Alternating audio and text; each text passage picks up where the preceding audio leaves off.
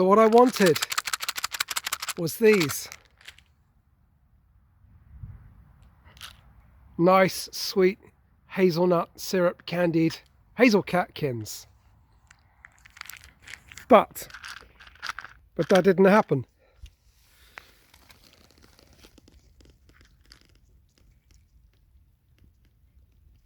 I'm gonna eat one actually. You see how crunchy it is. But yeah, it's New Year's Day today, and I'm out to gather some more because I think whether it's the beginning of the day or the beginning of the year is a start as you mean to go on. They're really crunchy and delicious. Well, my lesson of last year is that, you know, things can be really challenging and sometimes things can go wrong, but you can turn it around and you can get the best from that situation. So you learn that lesson all the time in foraging, and this is just one example of that.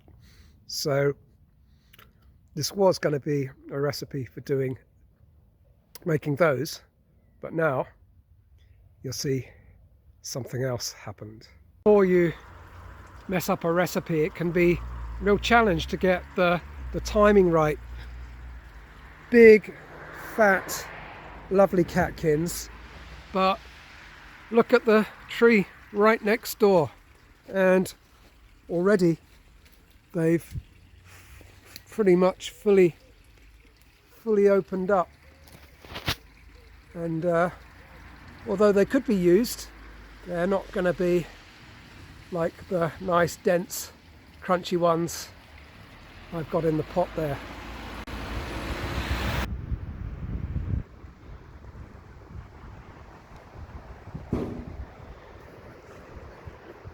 So I'll just weigh those. I reckon there's at least a kilo there. Let's just see.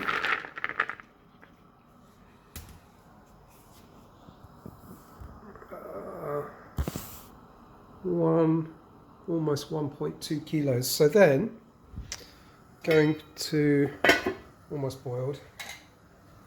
I'm going to boil these. Oh look, that's clever, isn't it? One-handed, but almost all went in. So I'm going to boil those in 2 changes of water. Just boil them for about 5 minutes, and that will moderate the bitterness. And oh, ow! And then I'm going to do them in 2 different ways, which I'll show you next. A lovely colour.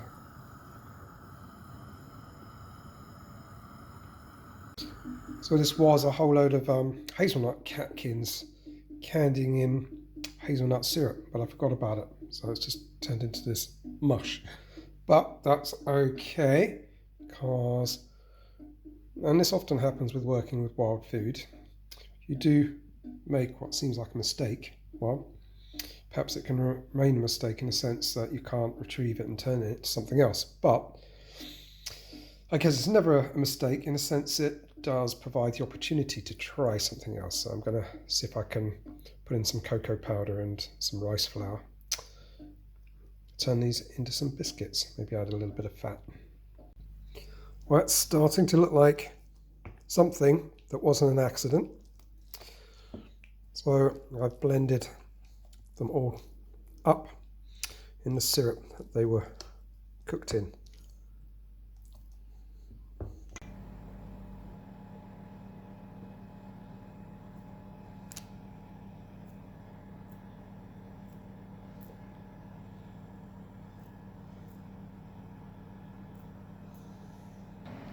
Because they're about 50% catkin at least, they're quite high in fibre, so I'm not sure going to turn into anything nice, but you know, at least can make them look nice. It's just done some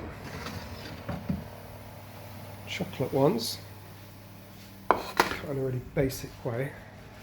Some more going in there, really thick ones. So wait for them to cool, cook these obviously, and then see what they're like.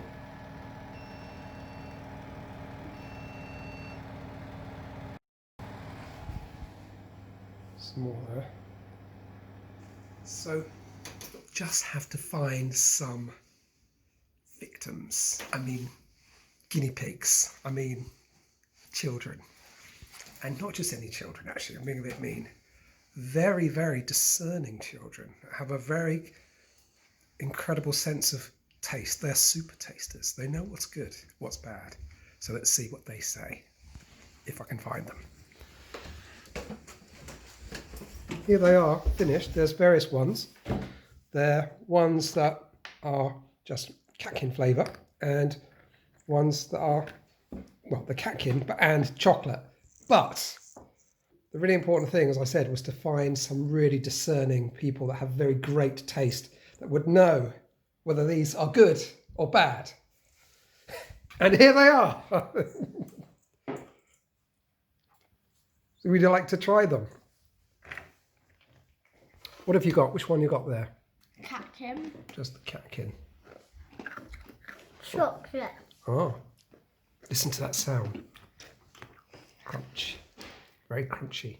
The catkin ones are a bit harder. Harder. Yeah. Aha.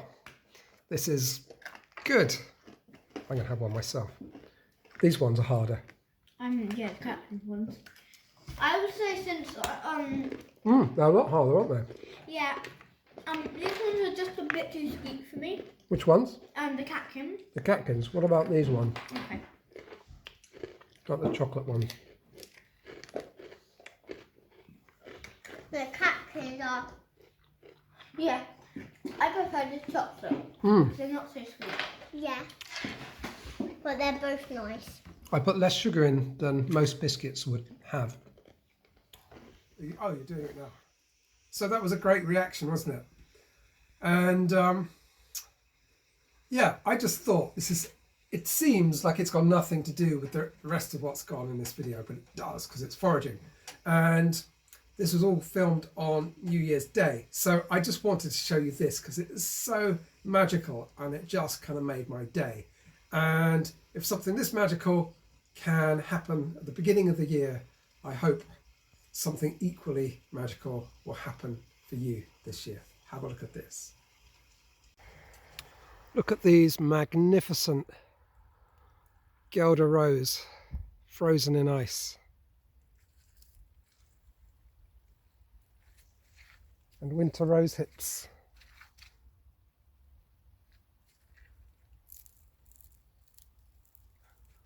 How magical.